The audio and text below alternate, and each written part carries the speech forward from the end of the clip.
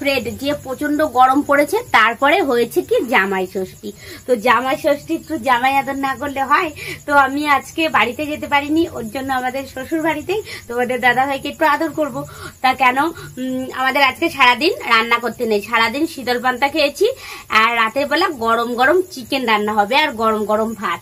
তো ভাতটা ওখানে দেখো হয়ে গেছে, আর এদিকে দেখো মাংসটাই যে ম্যারিনেট করে রেখেছি। মাংসগুলো যেহেতু শুধুমাত্র রাতে খাবো, ওর জন্য অল্প পরিমাণে মাংস এনেছে বাবা। আর মাংসগুলো সাইজ দেখো, আজকে মাংসটা বাবা সুন্দর মাংস এনেছে, এই যে দারুণ মাংস এনেছি। তো ম্যারিনেট করে রেখে দিয়েছি মাংসটা। এবারে আমি আলুগুলো ভালো করে লাল করে আমার ভাজা হয়ে গেছে, আলুটা আমি তুলে নেব। রাতের খাবারটা আজকে সেই জমে যাবে, গরম গরম ভাত সঙ্গে চিকেন। ও আর যেহেতু জামাই ষষ্ঠী, যে প্রচন্ড গরম হয়েছে, জামাই ষষ্ঠীতে যায়নি, তোর বাবু ভালোই করেছে শোনা নাকি? না, মা বাড়ি গেলে ভালো মন্দ খেতে পারতাম। ভালো মন্দ বাড়িতেই দেবো খেতে, আবার কি বাড়িতেই খাওয়া হবে ভালো মন্দ। তোমার মায়ের রান্না করে দেবে, কত ভালো মন্দ রান্না করে দেবে। মা বাড়ি তোমার হাতের রান্না তো প্রত্যেক দিনই খাই, দিদা হাতের রান্না খেতাম। দিদা রান্না পারে না, বুড়ো হয়ে গেছে, বয়স হয়ে গেছে, রান্না পারে না। দিদা ওইদিকে আলুটা ভেজে নিয়েছি।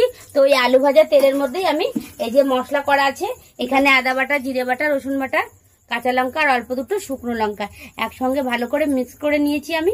এবার মিক্সার করা মশলাটা আমি দিয়ে দেবো। একদম সিম্পল রান্না করব। এখানে কিন্তু আমি কোনো ফোড়নি, ও ভুলে গেছি পেঁয়াজ কুচি দেবো, মাথাটা গেছে গরম। তো এবারে পেঁয়াজটা দিয়ে দিলাম, পেঁয়াজটাকে লাল করে ভেজে নেব। ভুলেই গেছিলাম যে কটা পেঁয়াজ রেখে দিয়েছি, পেঁয়াজটা দেবো। তুই বলবি তো মা তুমি পেঁয়াজটা দাও। আমি কি জানি? ও তুমি জানো না। এবার পেঁয়াজটাকে লাল করে ভেজে আমি মিক্সার করা মশলাটা দিয়ে দেবো। আমি কিন্তু তেলের পরে কিছুই দিলাম না, শুকনো লঙ্কা, গোটা গরম মশলা, জিরে ফিরে কিছু দিলাম না। যে প্রচন্ড গরম পড়েছে, শুধুমাত্র জিরে আর একটু বাটা মশলা দিয়ে মাখা মাখা করে রান্না করব। যেহেতু রাতের খাবার অল্প পরিমাণে করলেই হয়ে যাবে।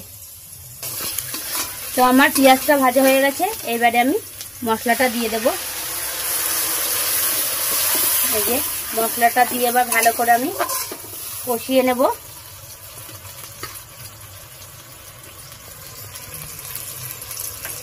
মশলাটা আমার কষানো হয়ে গেছে, এবারে এই যে ম্যারিনেট করা মাংসটা আমি দিয়ে দেবো। এরকম ভালো করে মশলাটা আমি কষিয়ে নিয়েছি, এবারে ম্যারিনেট করা মাংসটা দিয়ে দেবো।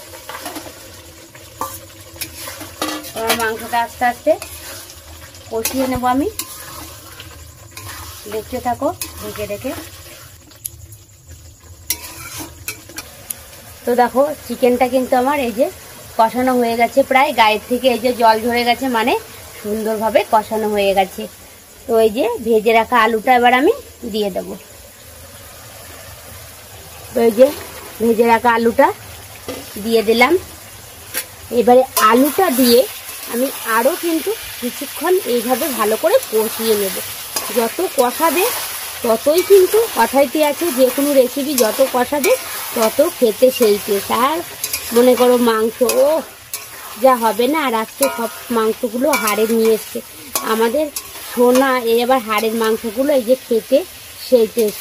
আমিও ভালোবাসি, তো আমি মাংসটা অতটাও ভালো মানে খেতে পারি না, 1 পিসের বেশি 2 পিস মাংস আমার ভালো লাগে না। তো এবার ভালো করে কষিয়ে নেব আলুটা দিয়ে আরও কিছুক্ষণ। এদিকে দেখো জল গরম হচ্ছে। তো দেখো ভালোভাবে কষানো হয়ে গেছে, গা থেকে জল ঝরে গেছে, মানে আমার চিকেনটা কষানো হয়ে গেছে। এদিকে দেখো জলটা টকবক করে ফুটছে। তো এই টকবক করা জলটা আমি দিয়ে দেবো। গ্যাসটা বন্ধ করে দিলাম, এই যে জলটা দিয়ে দিলাম। আর কষা কষা চিকেন, ও যা হবে না।